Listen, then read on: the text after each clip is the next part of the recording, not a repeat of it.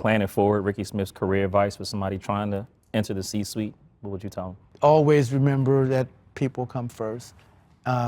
You've got to be decisive. If you don't have the stomach for making difficult decisions alone, then the CEO role is probably not for you, because that's exactly where you're going to be. You're going to have to make a lot of decisions, and you're going to feel alone, and often you're going to be alone. You will have people that report to you that will want to make decisions that make perfect sense, but they're not the ones who are named in the newspaper, right? And so you have to have the ability to appreciate all of that and still make very difficult decisions.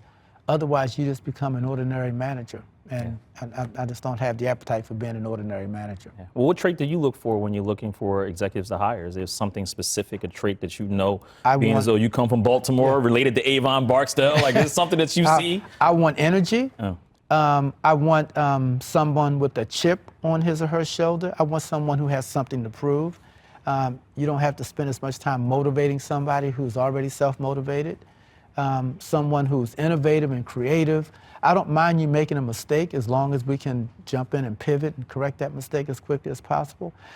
Someone has to be loyal to the organization. I don't necessarily press people to be loyal to me, but be loyal to the organization, because if you're loyal to the organization, then we'll get the right outcomes.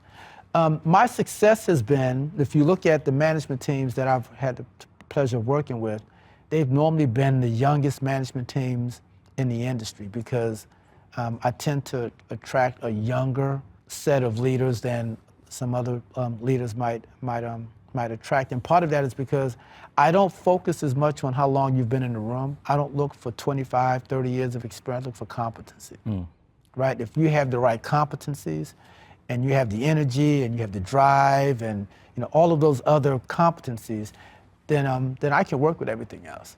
But someone who's been in that space for 25, 30 years, it might be a more difficult person to have adjust to the environment that I need them to adjust. Yeah, especially in this age.